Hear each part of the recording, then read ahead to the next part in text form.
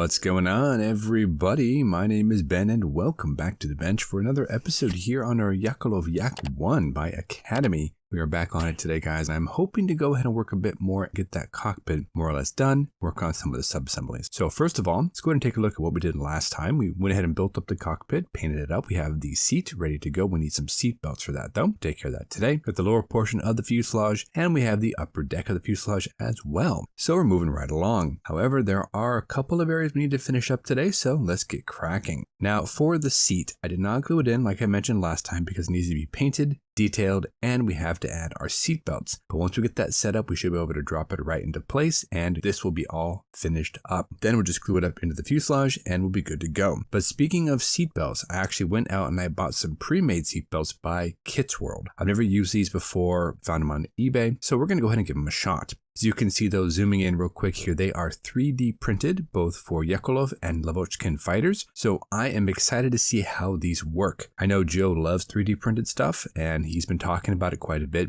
I don't think these are as nice as Quinta, but we're going to give them a shot anyway, and hopefully they work well. Let's take them out of the package for you and show you what they look like up close. These are 3D printed, so they have texture, they have depth to them. I really like how they look. I have heard that they're not the easiest to apply because the adhesive on the back of these doesn't work as well as you would like. You might have to do some PVA glue, or for me, I might go ahead and use some super glue. But other than that, though, the seat will look a lot better with a couple of seat belts on there. So we're going to go ahead and jump into our first time lapse, and we're going to work on that. We do have to paint up the seat, though, and do a little bit of weathering, and then eventually come back and prep some of these areas here on the fuselage. Then we should be able to go ahead and test fit everything together and check it out. So far, so good. This model has been a joy to work on. Let's go ahead and jump on in there, guys, get our first time lapse out of the way, prep that seat, do some detail painting, and get it ready for our belts. All right, let's do it.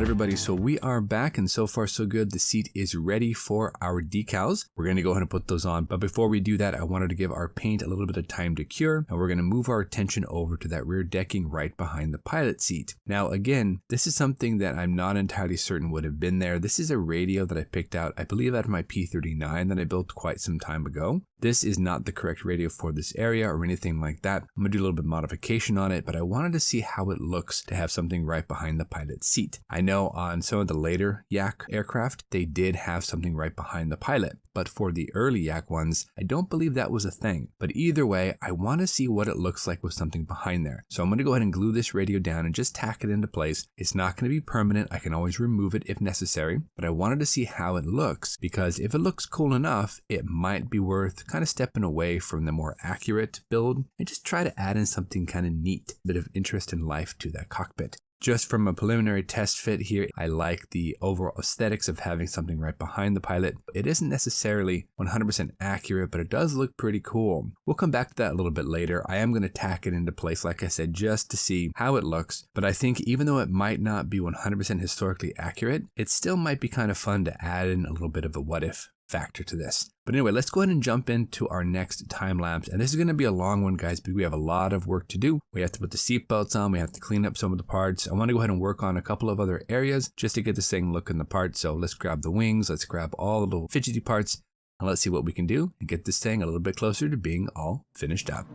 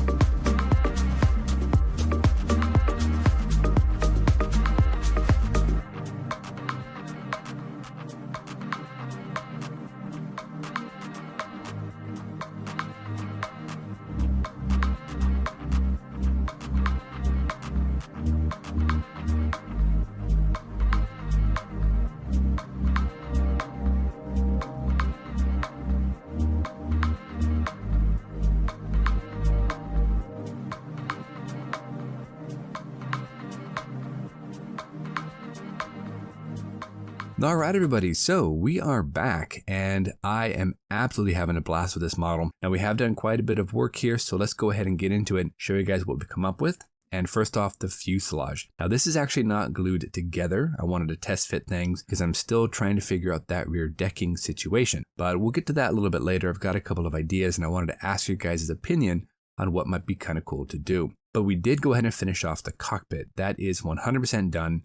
We've got our seat in there, we've got our seat belts attached to it, we've got our instrument panels, we've got everything we need, and I think it looks decent. I'm excited to say we can glue it in. Next episode, we'll be done with the interior and we can move on to the exterior. Now, these seat belts are actually really nice to use, but they don't necessarily work just like decals. Sure, they are stuck on the backing of our decal paper, but you do need some sort of adhesive like PVA glue or super glue to get those adhered to the actual model. I used super glue because I thought it would be a little bit faster, and it was, so I like how that turned out. And as you can zoom in here, they look a lot more realistic than just slapping on some Tamiya tape, which I've done in the past too, and there's nothing wrong with that, but I wanted a bit more detail. These have stitch marks, they have those little holes and whatnot in them, they have our clasps, so yeah, I think these look pretty cool. The lap belts nicely conformed over the edges. I also took a little bit of a graphite pencil and drew around the edge of the seat, giving it a little bit more of a worn look. Nothing too crazy, mind you, a little bit of panel liner on that seat backing as well, and I'm pretty happy with the end results. For the front instrument panel, I did go ahead and drop a little bit of Future using a toothpick to go ahead and apply that onto each of the dial faces.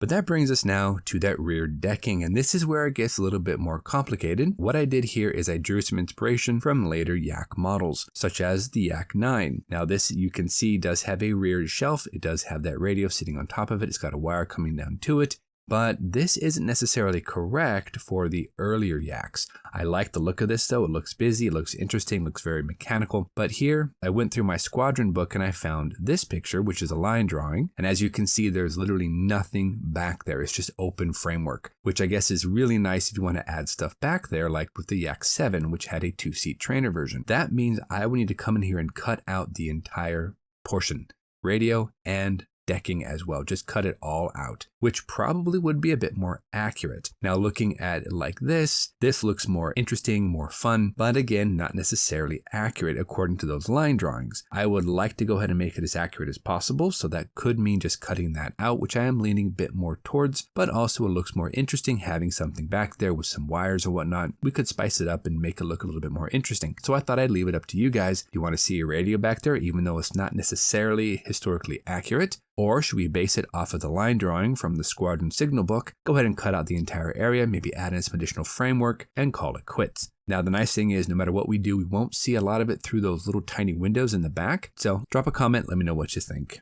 Now we also worked on the wings, and the wings put together decently except for the ailerons.